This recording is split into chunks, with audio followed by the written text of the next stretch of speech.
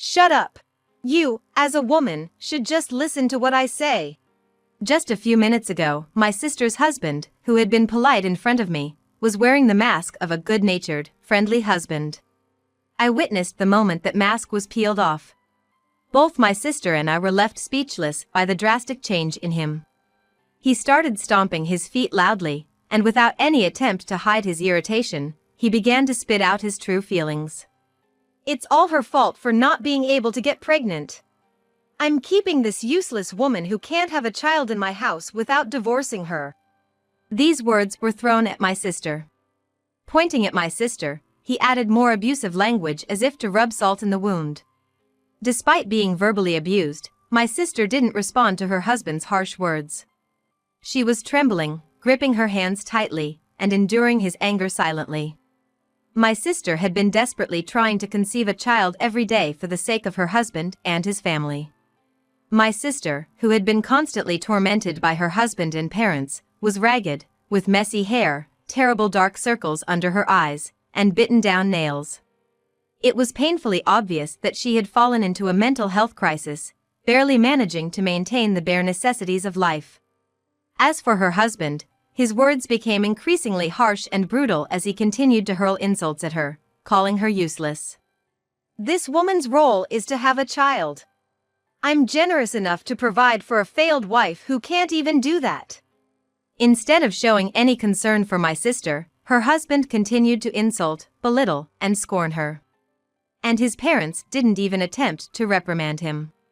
My dear sister was enduring this terrible environment alone, unable to ask for help.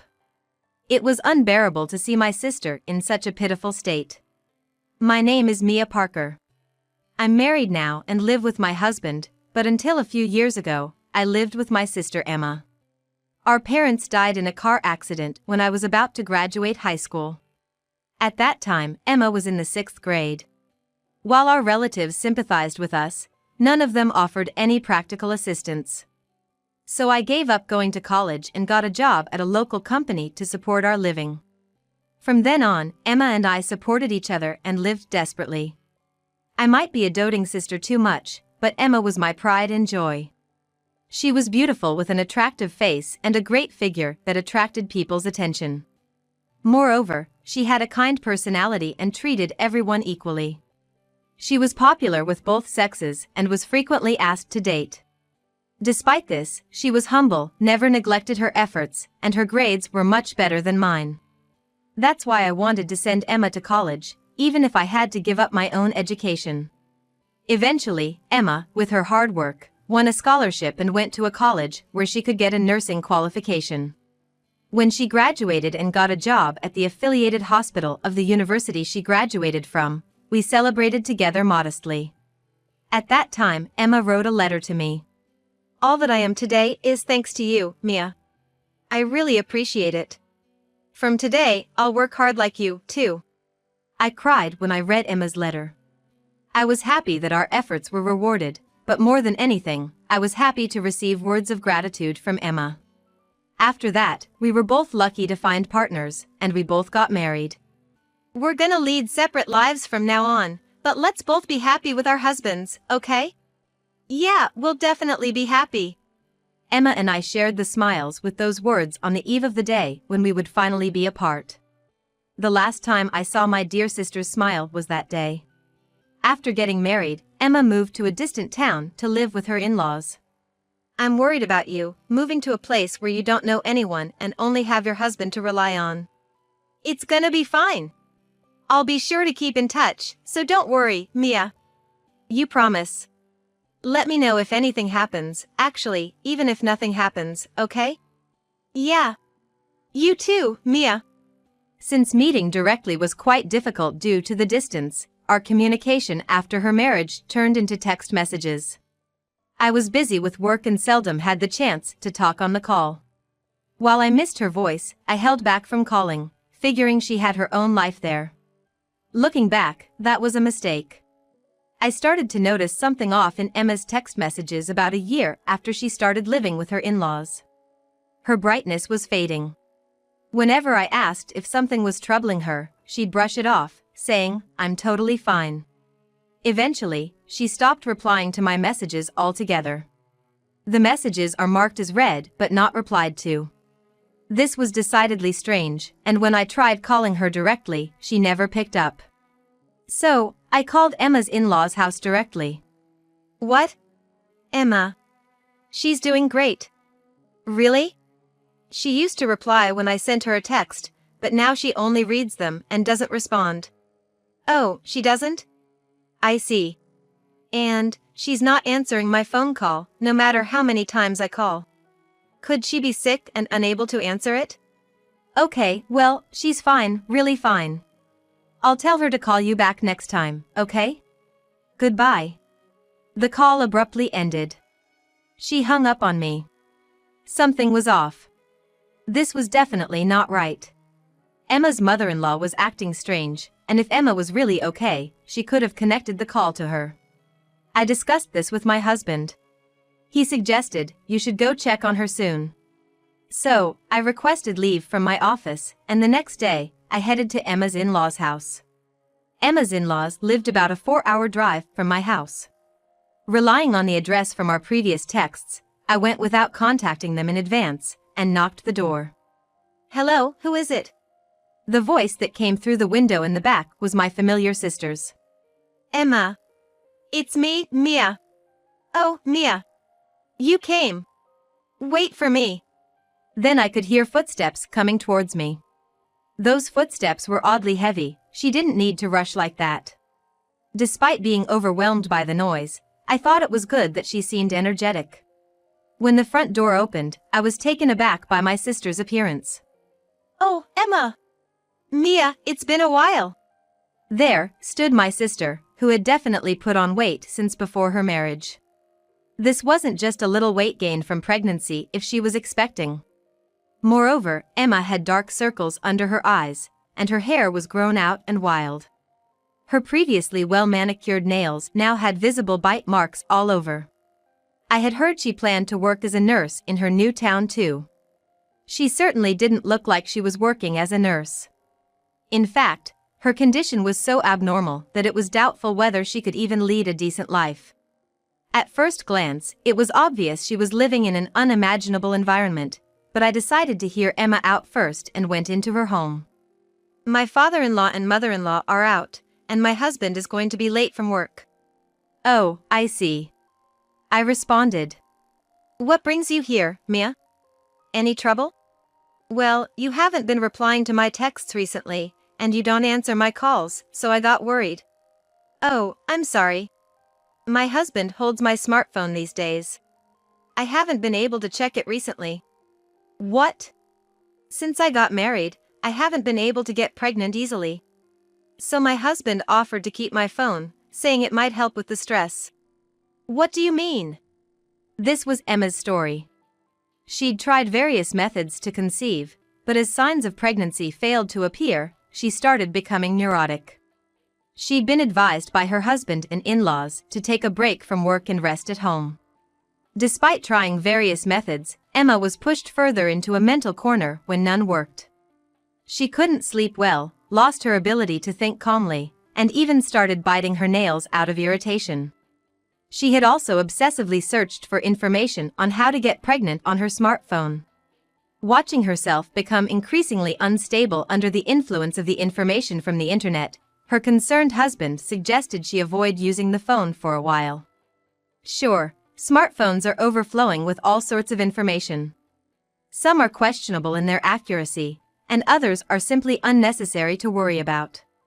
Emma's husband's opinion that it's better not to obsess over it all seems reasonable.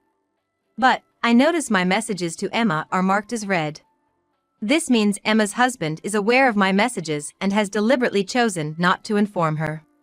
No matter how much he's concerned about Emma's health, completely shutting her off from my messages seems like a bit too much. But I was more concerned about something else. Why on earth are you continuously eating? Ever since she led me into the living room, Emma had been eating non-stop as she explained her situation. She kept stuffing food into her mouth, immediately grabbing the next piece of food as soon as her hands were free. Although I could see why she gained weight, I had no idea why she was eating this much. Oh, I follow my mother-in-law's advice. What she suggested? She told me that I can't get pregnant because I'm too skinny. So I need to eat more and gain weight to get pregnant. No way! Shocked by her reasoning, I couldn't help but yell. It was unbelievable. What kind of nonsense was being fed to my sis by her husband and in-laws? She couldn't possibly continue to live in a place like this. Emma, don't take this the wrong way, but this place. I was about to say it was strange when I heard Emma's in-laws returning home. They came into the living room, asking, "Why are you making such a fuss?" Upon seeing my face, their expressions turned ashen. Clearly, they had a robusted look on their faces. What on earth is going on? You told me my sis was doing fine, didn't you? Well, she's not in poor health.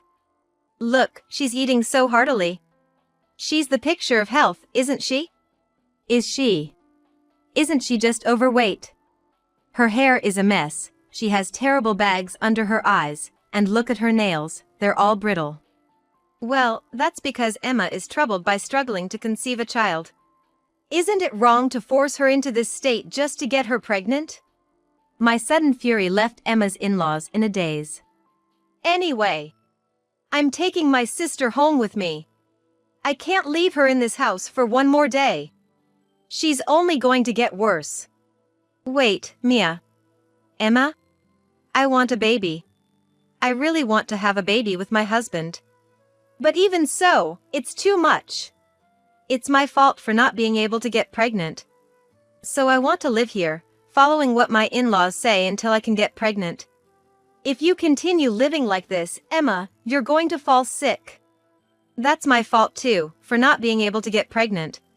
Can a woman who can't get pregnant live a normal, healthy life? Something was off about Emma's gaze. How much nonsense had she been fed all this time?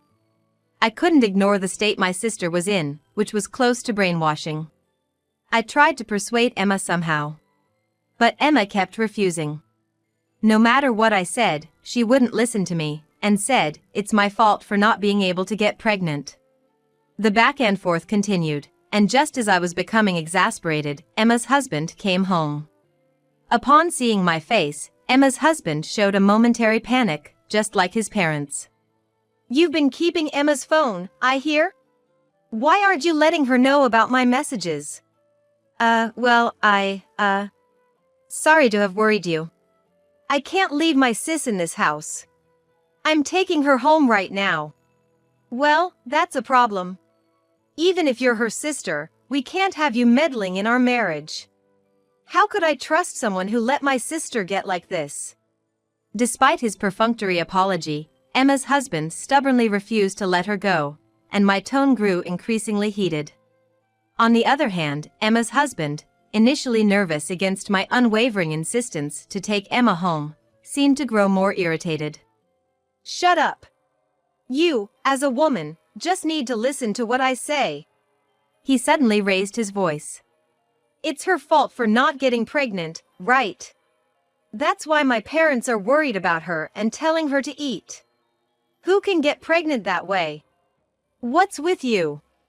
If she still has a great figure, she'll go out and... Seeing Emma's husband's alarmed expression, I did not let it slip. Go out and, then what? She flirts with men other than me. So if she gets fat and unattractive, no other men would look at her, right? So, you're the one who made Emma put on weight? Yeah, that's right. Emma's husband's true feelings began to spill out one after another in a reckless confession. It seems that Emma's husband was afraid that Emma, who continued to be popular even after marriage, would leave him if things continued as they were. So he had her quit her job under the pretense that she couldn't get pregnant, made her gain weight, and even took away her means of communication, her phone. To achieve this, his parents lied to Emma, saying, it's for your own good, and cooperated with him. I was speechless as her husband selfishly revealed his reasons. Just then, his cell phone rang, shattering the silence. What the hell? Not now. Visibly annoyed, Emma's husband answered the call on impulse.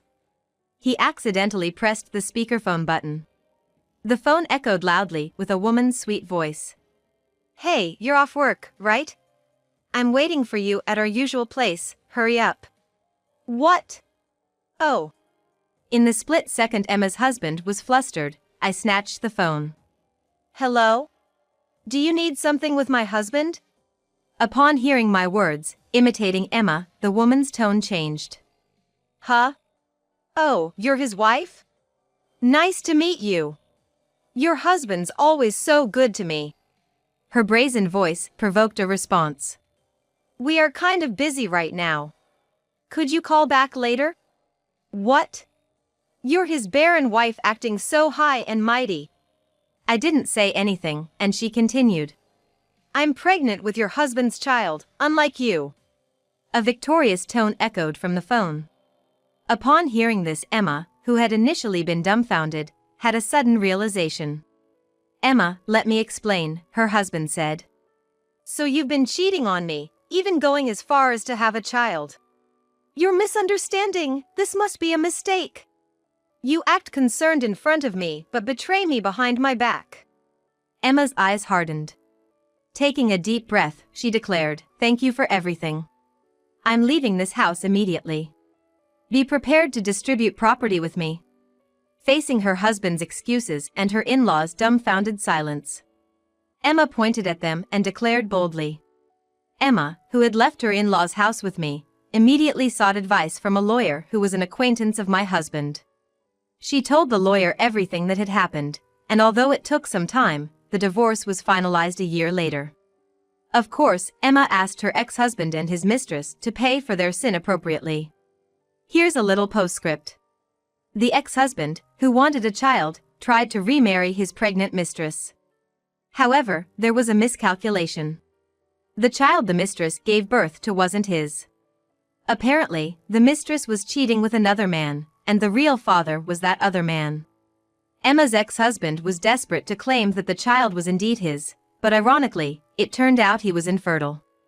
So it wasn't Emma's fault that she couldn't get pregnant, but the ex-husband's. The news of the ex-husband and his parents ganging up and pressuring Emma, causing her to have a nervous breakdown. Moreover, the fact that the ex-husband himself was sterile. These facts spread quickly among the neighbors and his workplace soon after the divorce was finalized. Unable to stand the harsh gossip, the ex-husband left his parents and moved to a distant town. Emma, who learned that her inability to get pregnant was due to her ex-husband, was livid. However, that anger seemed to fuel her. She started dieting with an energy as if her previous state was a lie and gradually regained her old figure. Not only her figure, but her natural cheerfulness and kindness returned, and now she's happily living with her new boyfriend.